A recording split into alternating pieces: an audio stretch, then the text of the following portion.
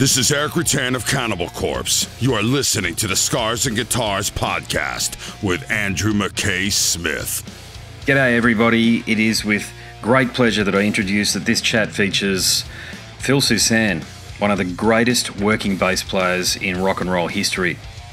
The guy has done it all. He is one of my absolute favourites. He and Joey Vera, actually, from Anthrax and Fate's Warning and now King Diamond. I mean, these guys are the working bass players. These guys are the soul of the machine, if you like. A little bit about Phil Soussan. He was the bassist in Ozzy Osbourne's band for a couple of years there. He wrote his biggest ever hit, which you'll hear all about throughout the chat, so I'm not going to spoil it here.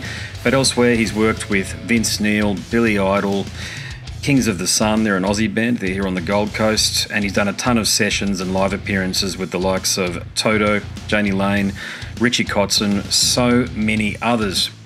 Now, the catalyst for our introduction is a Last in Line album. It's called Jericho. It'll be out at the end of March. It's pretty bloody good, I've got to say. But look, with a chat like this, I've got to talk about all the other stuff as well. So Last in Line gets a little bit of a mention, it's fair to say, but Phil has just done so much other cool stuff. It was an opportunity for me to basically riff. I didn't have any questions prepared specifically for Phil, so I was going from my memory here. So a good example of what happens when you've been a fan of somebody's for a while and then you get an opportunity to have a chat with them. Well, here it is. And so here he is, the great Phil Soussan. Hello, Andrew. Phil, I didn't expect this, and I'm absolutely thrilled to be chatting with you, sir. I've been a long-time fan of yours. I'm a bass player, so... Oh, wow, terrific. Yeah, so I was expecting... I got a call this morning, actually, from our management. I don't know what's going on, but he said, can you do a couple of these interviews? And so I said, sure, I'd be delighted to. It so happened that I've got some time today, so here I am. Oh, I'm just thrilled, Phil. I think the best song ever written, I'll say it now, is your song. The Aussie song, Shot in the Dark. Thank you. I'll take that as a compliment. Thank you so much. Oh, please do. Please do. Yeah, I've covered it and I've seen the reaction on people's faces, and I've sat down and I've studied it, your bass line, the intricacies, the interplay between the keyboard, the vocal line and the bass line. Then, of course, there's Jake's magnificent guitar line in there and the lyrics as well. And that's just one of those perfect songs. There's very few of them, but that's one of them. Oh, wow. Thank you very much.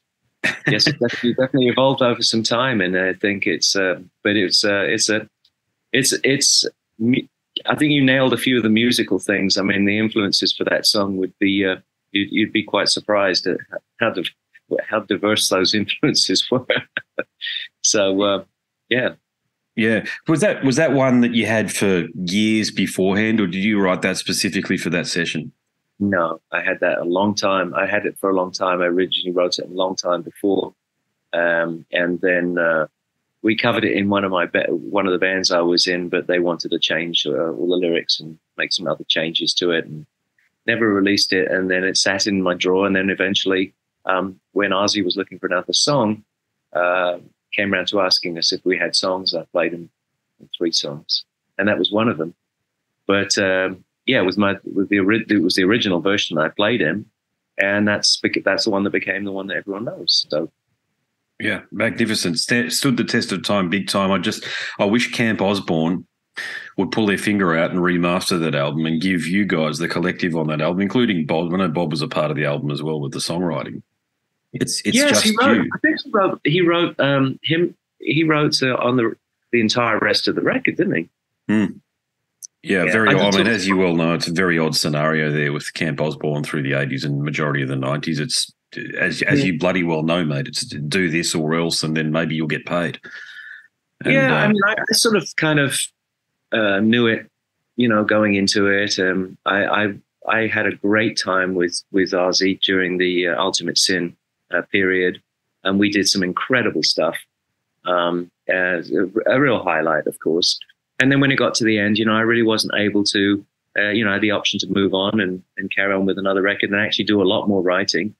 If I could cut a deal I was happy with, and I really wasn't finding myself able to cut the deal that I would be happy with. So I elected to kind of, move on and switch gears and go play with Billy Idol. For other people, you know, so I'm not that disgruntled about anything, is what I'm saying to you. Okay, I think cool. it worked out just fine. But I know other people, not everybody has the same story to tell. But you know, I sort of knew it as I was going into it. I found that I was trying to cut this deal, and I was saying I don't think I'm going to be able to cut this deal, and so maybe it's just time for me to sidestep here and to do something different. Because your career's had a lot of highlights, though. Is that the highlight from a commercial perspective, do you think? Like because it's a #1 song. It's like your song was #1 on Billboard. Yeah. So people, I without any doubt, of course, that's a highlight. There are other things which to me were a highlight as well, for different reasons. There was some songs that I wrote where I thought they were really superlative songs, which that was a highlight for me. Having a song that I wrote getting nominated for a Grammy was another highlight, which was for someone else. So then of course the highlights of some of my moments on the solo albums that I put out have also been highlights, as is some of the work I'm doing with Last in Line. So for different reasons, it's all been good. It's all been good. You know, you can't, but I can't, you know, I won't turn around and, you know, it's like that thing when you get some star that has a big hit and everyone goes to see it. They said, well, why didn't you play the hit? And because I'm fed up with hearing that song. Yeah. You have to pay tribute to the song that got you there. So, you know, so you always have to acknowledge and, you know, acknowledge that for what it is. And it was a tremendous highlight. The song is a highlight in the broader Dio Black Sabbath universe. So in what you're doing here with paying tribute, you know, in a roundabout way, I know the band has sort of since evolved from a so-called legacy act. It's far more than that, by the way. I'm talking about Last in Line. But do you think you'd ever bring that song into a set list? What, Shut in the Dark into in Last in Line, yeah. I don't think it would be in this band. I don't think that would be appropriate. I think that, you know, we've wrestled with a little bit of a thing where people have not been sure whether Last in Line is a tribute band or a heritage band or what it is. I mean, I know it certainly started out with a nod to the original Dio band. I know they got together for old time's sake to have a play and see how it came out, and they did some shows. And that was the origins of the band. But the band is now has proven itself to have some legs, has kind of moved on to show that it has some evolution and some creativity, and it's also had some reception, and it's built a lot of traction. So I don't know that would be something that we would probably do. And I mean, if they turned around to me and said, "Hey, we want to do the song," I wouldn't say no, but I don't know that that's something I would bring up and say, "Hey, I think we should do this song." But I do appreciate and respect why you're saying that. Yeah, it's just one of those tracks. I'm surprised it hasn't been covered by Selena Gomez or someone like that, because it's got pop sensibility about it, but it's just straight ahead rock and roll. And if you listen to, I've got young daughters, you see, so I know all about these Selena Gomez's and Taylor Swift's and stuff. So Selena Gomez, that was the thought that came to me the other night, because I think about these sort of things. I go, wow, her management should contact you and just say, hey, how can we cover this song and see what goes from there, because it could live another life again. You know that one. Well, fun's right here. And they don't need to call me. Just go ahead and cover it.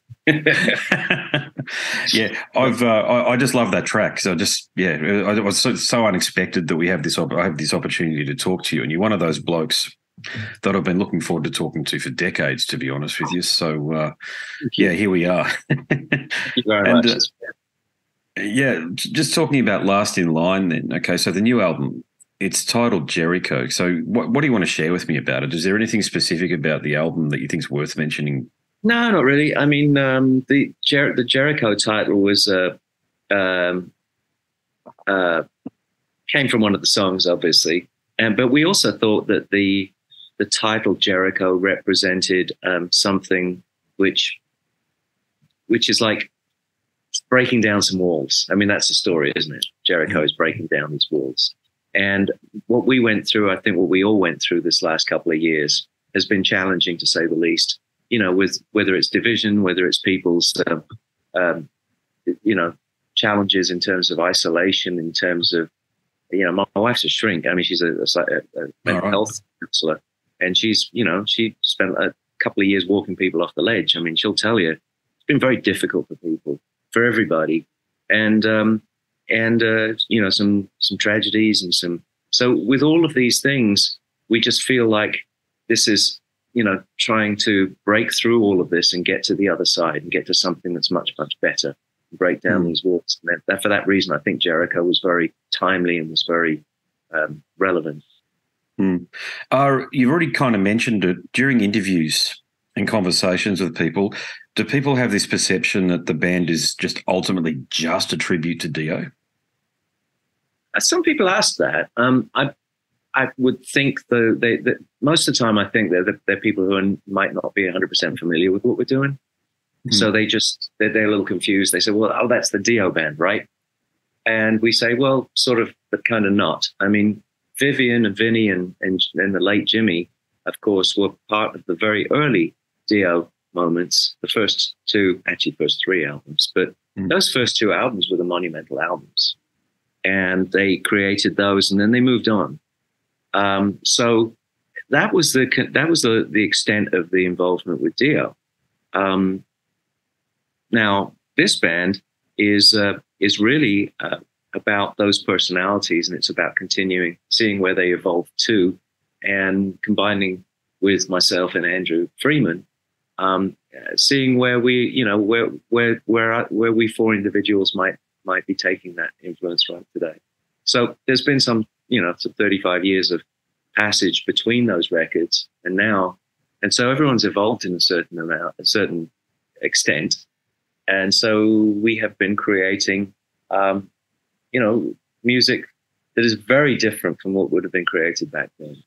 But the roots come from the same place. I like to describe it as the DNA of this band. It comes from Dio, but it's evolved to quite a bit since then. Yeah. Now, do you guys have a lot of say in Andrew's lyrics, and by extension, do you guys bring in a lot of Dio references or any Dio references from the past, like Easter eggs, that term Easter eggs, so to speak, into the lyrical themes? Yeah, no, I don't think so. Andrew tends to come up with a lot of lyrics himself. Sometimes he'll come up and say, hey, I'm not really sure about this one, or I'll say, hey, I've got some ideas for something. Last album I wrote the lyric for one of the songs. But we work collaboratively together, but honestly, he comes up with most of the stuff. And he has a very extensive and diverse range of influences himself, and is certainly not tied to just that era. He's very much like yourself. He's hearing stuff from all over, from every single direction, stuff that, I might not want to listen to, or I might not listen to. And he finds that he appreciates that, and he brings those influences in. So before we go back to trying to, pull out some influences from the past Dio catalog, there's all of this wealth of modern information which is around, modern influences. So, yeah, fair enough. Yeah. Now, I read the presser, and I think Vivian was saying that the band jams on the tracks live first before going into the studio. So, being a musician, I know sometimes I just had a rehearsal last night, and it was like banging my bloody head against a brick wall, to be honest with you, with my poor old guitarist. So, how do you iron out differences of opinion in the rehearsal room? We don't have differences of opinion. What we do is we try everything. It's pretty obvious what's going to happen. I mean, it's odd. We don't really get that. There's no sort of passionate, brawls or arguments about anything. It's Viv's one of the most, as a guitar player, because you mentioned guitar players, Vivian is one of the most open to trying anything people I've ever met. They say, well, hey, how about we do this? And we go to that, and he'll look, all right, let's try it. And then we'll try it in earnest. And it's pretty evident whether something works or if it doesn't work. And everyone will turn around and go, yeah, that sounds great, or no, that doesn't sound so great. Let's try something different. So it's a very cooperative collaboration, and it's certainly a very friendly one. I've never been in a band that's been that kind of accepting of everything, to try everything out. And we do everything on the fly. I mean, we really do. We go in there with nothing. We go in there with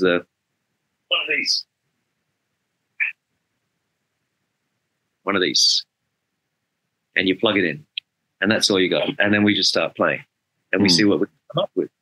So many bands, I'm sure you can appreciate this as a musician. Come in with a bunch of demos. Say, okay, well, here's my demos. You know, and everyone sits down and has a solo project listening party and decide what songs we're going to work on and try to adapt. In this one, that's actually discouraged. We don't bring in anything. In fact, at one time I suggested, hey, I've got some ideas, and people were like, no. Let's just go in and we'll plug in and see what happens. That's where the magic happens. So that's what we do. It's very granular. It's organic. Interesting.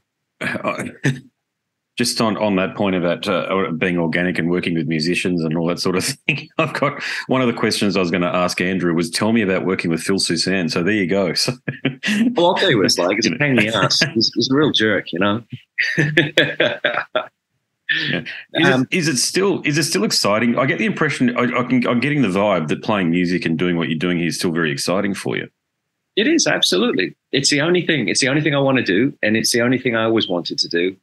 And as frustrating as it gets sometimes, it's the only thing in which I find some solace. So it's, you know, for me, it's everything I love.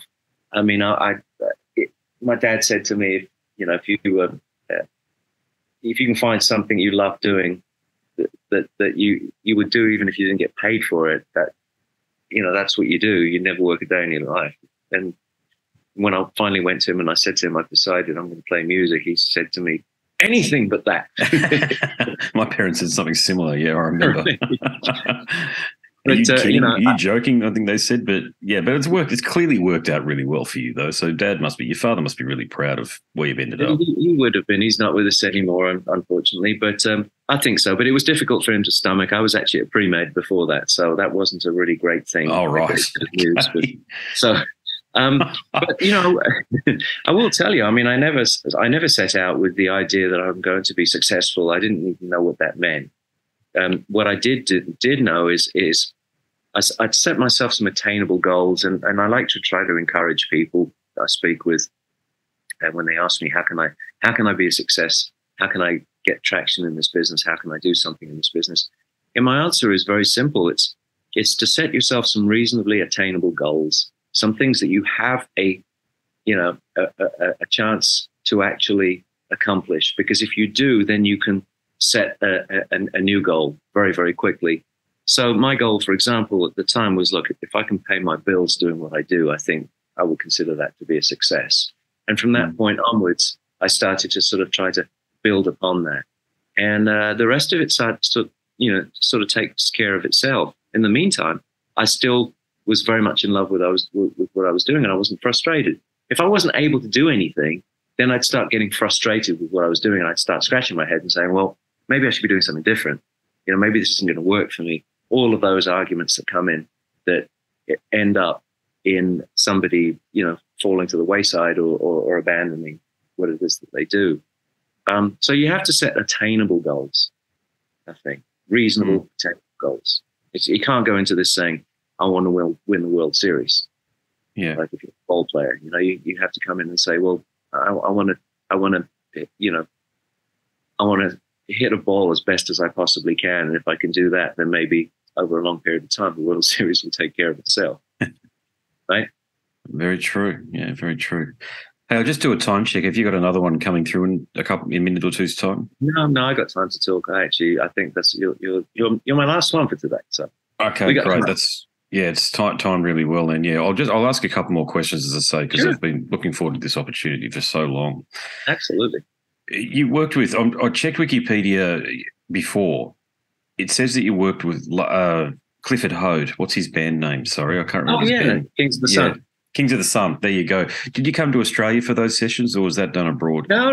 I did that over here. I got put in touch with them through a couple of friends, and they asked me to. They needed somebody to play on a record, and they were doing an album called Resurrection, and we ended up doing it. Robbie Jacobs engineered it, and Danny Korchmar produced it. We ended up doing it at A&M Studios here. And I got to tell you, I had probably the best time of my life playing with those two guys. I love Jeff and I love Cliff. They were absolutely stellar people. We had such a great time. At the end, they wanted me to join the band, but I would have had to move to Australia pretty much. And they weren't 100% sure about what they wanted to do. But that album remains on one of my own playlists to this present day. I love the record. Oh, fantastic! They're great people. Yeah. Yeah. He's just down the road. He's a fellow Gold Coaster, actually. So he frequents similar places that I do. Yeah, he's a not. I haven't spoken to him. I've had a few interactions with him online, but you're right. I don't know whether you're familiar with the story about him and Guns N' Roses when they toured. Did he tell you that story? I know some shit went down with them, and I could see where that would happen. And but you know, in fact, I actually exchanged a message with Cliff about maybe a month and a half ago. I just saw something of his online and I commented and I can't remember what I said. He wrote me back this little paragraph and he said, Phil, you know, great. You know, the greatest bass player we ever worked with. How's everything? Great to hear from you. So I'd love to get back in touch with him. And I don't know what happened between him and his brother. And I really don't know the story, but I love Jeff as well. Jeff is such a superstar, you know? So. Yeah, great band. One of those bands that people who know within Australia feel like as though they're the big one that got away that just never happened. Yeah. I can see that. I mean, just the commerciality. I mean, they had the charisma of Billy Idol and they had the rock of AC/DC. They had the aggression of a sort of punk band. They had all of these cool things. I mean, it's just a great band. What can I say? Yeah, no, definitely agreed. Yeah. And the long departed, I always get pronounce his first name incorrectly. I say Jani, but it's Jani Lane, I think, isn't it? But you did some work with him. Jani Lane? Jani Lane, yeah, there you go. Yeah. That's it, yeah. Yeah, I played with Jani in the latter part of his years when he was basically working as a solo artist. I suppose he was going out as Jani Lane. We had some great people in the band: Mike Fasano, Kerry Kelly.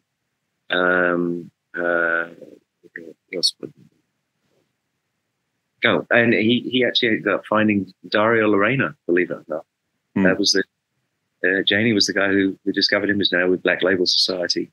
There you go. And Sean Zavadny, of course. Sean Z, his keyboard player. So I neglected to mention him. Sean was a very close person, probably the closest person with Jani. So it was a real honor. Jani was a terrific songwriter and a really, really, really lovely guy. I know he had his demons and everything, but what a sweetheart of a guy he was, you know. And you'd want to do anything you possibly could for him. So, yeah, very misunderstood. I know he wanted to disown Cherry Pie, but that was the big hit, wasn't it? But he long wanted the public to take to his more acoustic. I think it was more of his the soul songs that he was releasing. Yeah, you know, it's really difficult. I'd hate when that Cherry Pie came out. I mean, that almost coincided with the end of the 80s for me.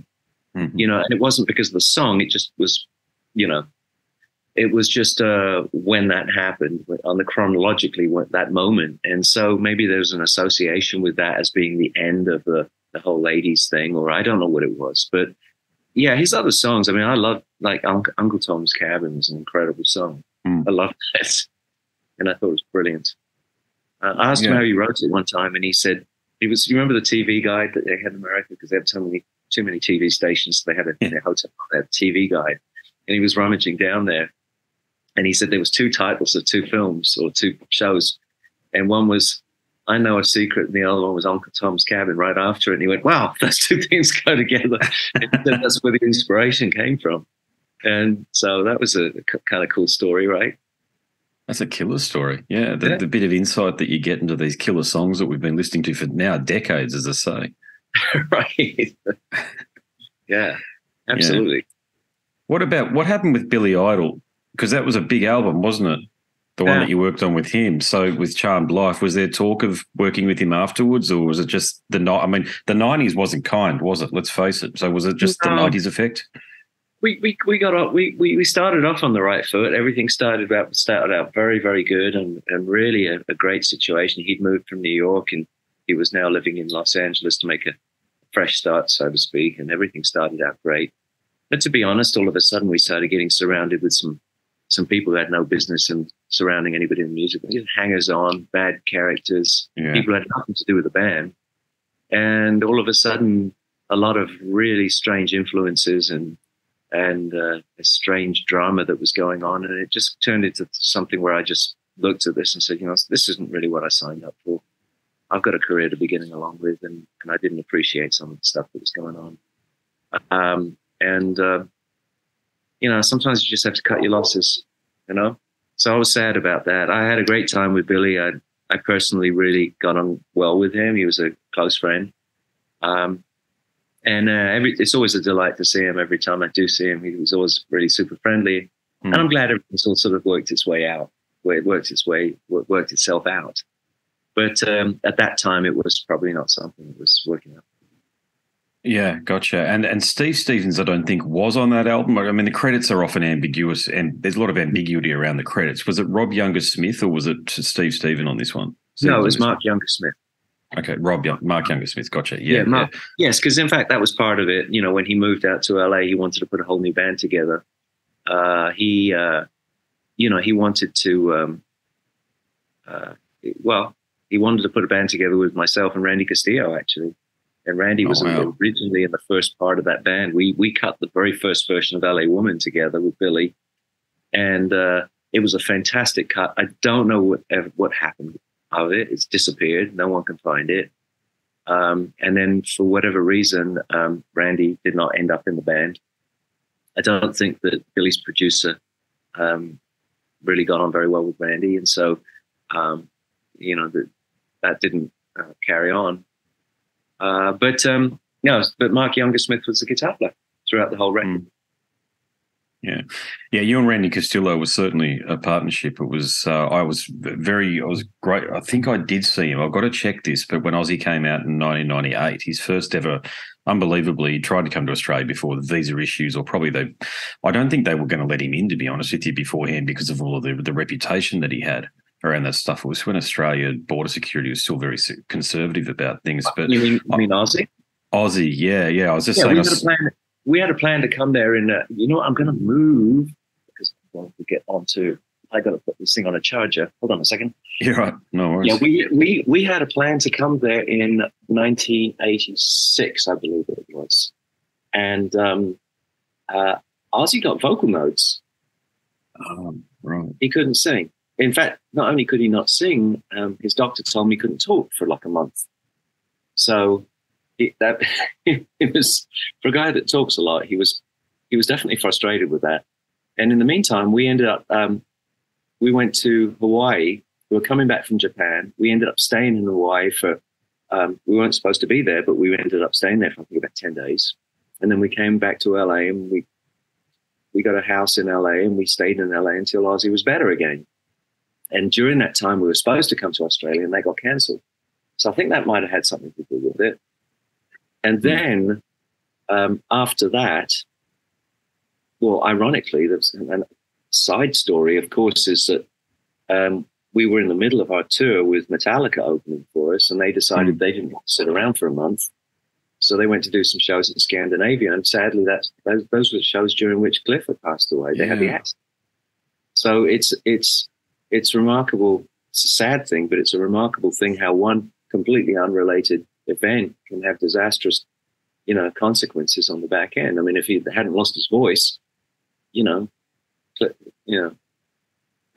things might be very different to that, Yeah, agreed. Yeah. Look, and another thing, just talking about Metallica, the legend looms large, as you well know, about Cliff Burton and Metallica in that era.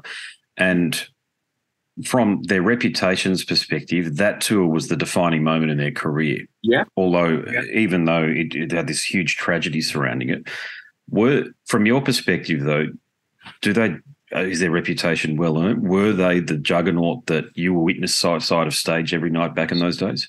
Yeah, I mean, I was familiar with them being a Brit because they broke in Britain a long time before they broke in America, and so they were frequently in England. And at the time, I'll be honest with you, I was like, wow, this is kind of very out of left field. It's very extreme compared to the sort of stuff that we were, that was mainstream. But it was cool. My friend actually was, guy I grew up with in England was Cliff's roadie. He was his tech.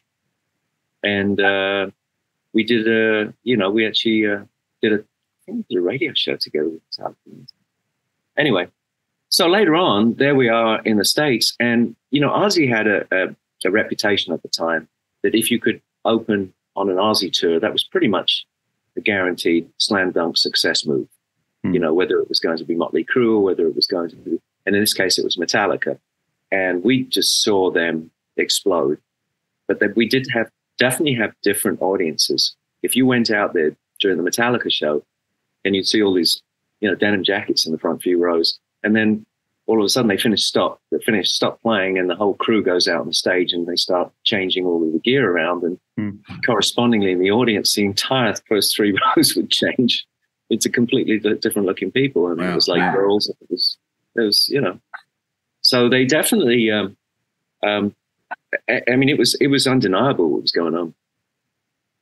They were fantastic. Well, it's hard to get to the bottom of things sometimes with a band like Metallica, because the legend just overtakes it. It happens whenever a band has a prominent member pass away, and I say this with the greatest of respect, forget about critical summary or analysis of their music or their situation, okay? They just become gods and legends. And Metallica, in my opinion, haven't really done anything of note really since that era. So that's 35 years ago or something like that now, however long it is, almost 40 years ago. It's so long ago, yet they've traded on this reputation, and the fans, they get bigger every year. They're a complete anomaly from the perspective that their entire career is built off the first 3 or 4 albums and these tremendous tours that they did for a very short and a condensed period of time.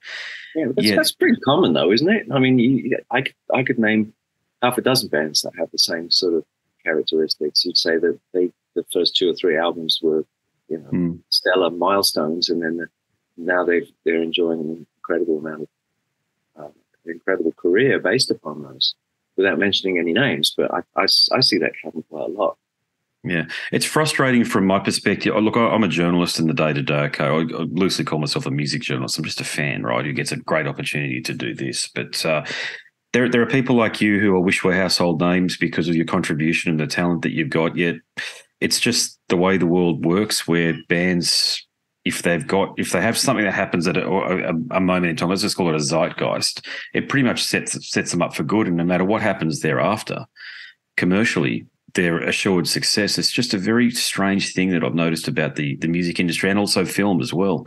Some actors that haven't done anything good for decades, even longer. Yeah. Do you think they haven't done anything good, or do you think it's just that people just don't accept or don't even want to know or want to listen? Well, with Metallica, you mean, or?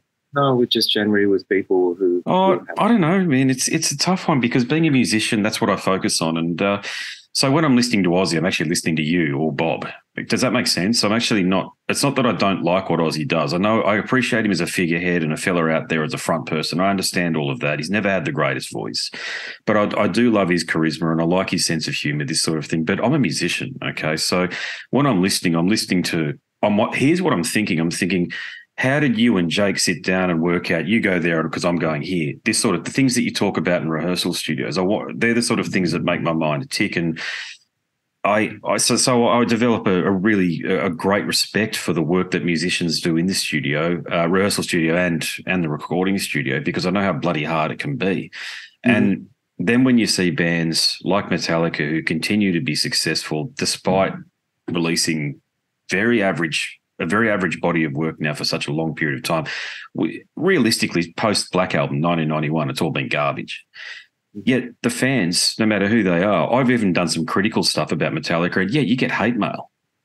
It's such a strange thing with some bands. Same thing happens, I think, with Black Sabbath, Judas Priest. There's really prominent bands, but then you go to the next level and people think like Jani Lane. I can tell you, but people shit on Jani, and it's terrible. They have no awareness or understanding of the true talent that these people have, because they haven't dived into the catalogue and actually taken some time out to absorb the music. Does that make sense? Yeah, it does. I mean, people get very personal with their music as well. If you say the wrong thing, people feel like you've somehow insulted them personally, and if you happen to support something and someone disagrees with you, sometimes they can get quite passionate with you as well. And, very often we get on the receiving end of that stuff. I can't pay any attention to that kind of stuff, but for obvious reasons, I always remember that one line in David Bowie, The Man Who Fell to Earth. Remember the movie? Yeah. Yeah. And at the end of the movie, I think Rip Torn's character says to Bowie, I heard your record. said, oh yeah, he said, I didn't like it very much. She went, yeah, I didn't write it for you. You know, it's pretty simple. You know, you're entitled to your opinion, but you can't, you know, play off of these things. You can't let that sway you. You know, the most inspirational thing to me is coming up with something that inspires me. I know it sounds like a oxymoron or something, but, you know, like you're talking about rehearsal rooms, what makes Jake come up with something and me come up with another thing? How do we work that out? I don't know, but sometimes you're in a room and I'm playing something and the guitar player is playing something, and you sit there and you go, oh my gosh, that sounds great. I don't need to tell you what to play. He doesn't need to tell me what to play, but there's a moment there. And that really is a sort of affirmation or confirmation that you've got a good idea, that you've got something that's working. That's what it is. It's as simple as that. So, you know, it's the same as me picking up a guitar and playing through hours and hours of playing, and I go, oh, yeah, that sounds good. I could work on this, walk chord. Let me see, that's a one going into a flat and going to, you know, a dominant fifth chord. It doesn't matter what it is. Eventually, all of a sudden, you hit something and say, wow, that's really cool. That's inspiring. And that's when you know you've got something. I mean, that's how it works for me. Yeah, no, I agree. Yeah, I was just thinking back to last night. Sometimes you get those moments where we play covers, okay? So we're a top 40 band playing pubs and clubs around Brisbane and Queensland. So the song's there. We're playing Harry Styles. You've got to play this stuff these days. You know how it is. It's all top 40, so you've got to do this stuff. But we just couldn't get it. We tried and we'd learn all of the parts, but there's like 48 tracks of synth or something like that going through it. And there are these earworms that are going right through the song, and you don't notice them there until you've actually got to try to put the song together yourself. And you go, it sounds flat. We can't do it. Yeah. No, it's some of these things, they are arrangements. There's no doubt about it. And some of the things are just so easy and natural. It's easy to play. And, you know, I don't know what works best for everybody. I mean, my solo material, sometimes I get so lost in these productions that I start to sit there and think, am I overcomplicating something? Or should it be simpler? Should it be more straightforward? I don't know. Music is definitely very diverse, and people get very passionate about it. And it's understandable. You know, I certainly did with my own influences when I was growing up, and things I'm very passionate about.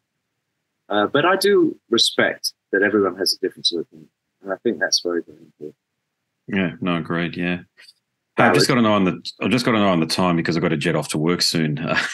Believe me, I've got a ton more questions I would love to ask, but I'll ask this one here.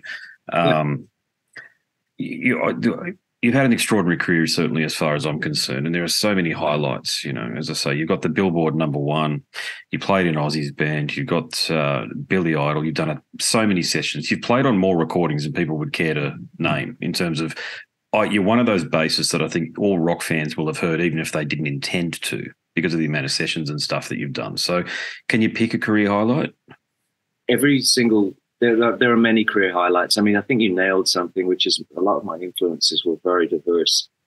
You know, Shot in the Dark was, originally conceived after, because I was listening to Al Jarreau albums at the time, and there were certain chord progressions that were very current, very sort of jazz fusion, but very mainstream at the time, and I was trying to incorporate them into a sort of rock idea, and that's why I think it had that pop sensibility.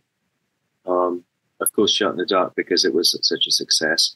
A song I wrote after you're gone for Toto that was nominated for a Grammy. That was a highlight. Songs I wrote actually for other people. A couple of songs I wrote for Steve Lukather, which I think are superlative songs where I'm really proud of what I wrote, and I think I really nailed the artistic thing of what I was trying to do. Those were highlights for me as well, even though they're not very well known. And of course, Last in Line. I mean, all of these things are highlights for me, and they're all highlights for different reasons. But it's all part of the same thing that, there's certain things that excite you about certain aspects of music. And that's the beautiful thing about music is it's different every day. I mean, it's diverse every day.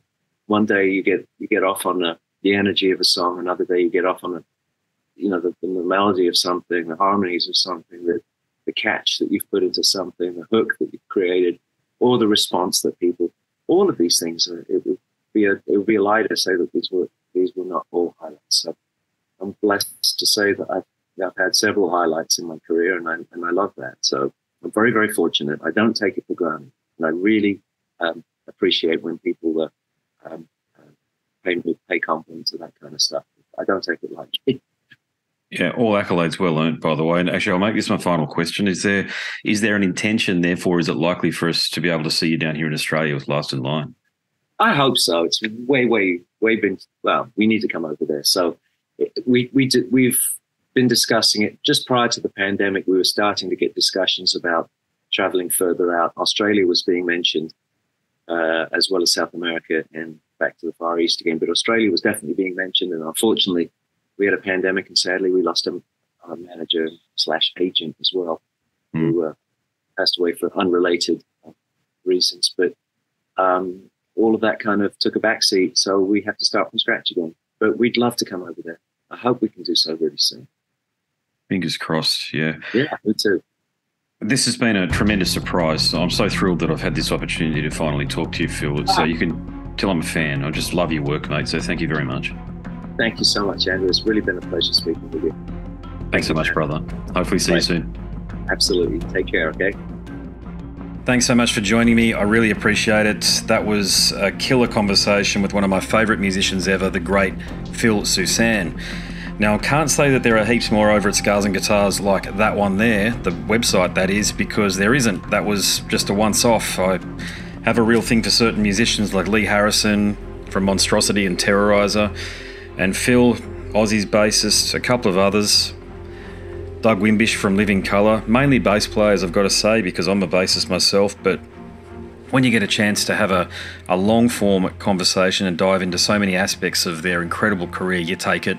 And as I said in the introduction, I was riffing then. I didn't have any questions prepared. It was just what I knew off the top of my head. Let's go. So, yeah, do check out the other chats on scarsandguitars.com. And if you like listening, maybe you like reading, because I've written a book and I've got some more information to share with you about it. Before we go across and have a listen to why you should download a sample of the book, I need to bid you a fond farewell. My name's Andrew Mackay-Smith, and I'm the host of the Scars and Guitars podcast. Until next time, it's a very goodbye for now.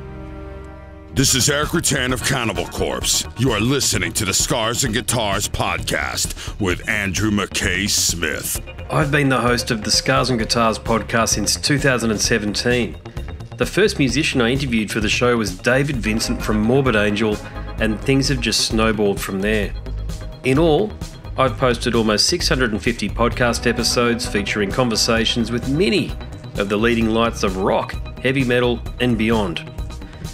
It just got to a point where I thought, I need to write a book about all this, so that's exactly what I did. In Scars and Guitars Volume 1, you'll read a heap of deep reveals and commentary, such as Des Fafara talking about Coal Chamber and why the band will never return. You know, if you're a band just starting out, you need to hear me. Do not start a band with partners.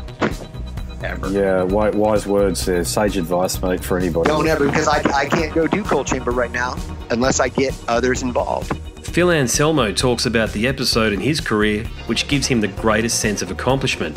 I think the staying power of the fans and the staying power of the songs, you know, whether it's Pantera, Down, or Superjoint, the fans remember the songs. Alex Skolnick from Testament confirms that, yes, playing the guitar in Ozzy's band is anything but an ordinary gig.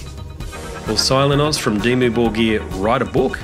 Pa from Sabaton gives advice to people who want to start a band. Look at the team around you, look at the bandmates. If the guys want to be on the stage, then it's all cool.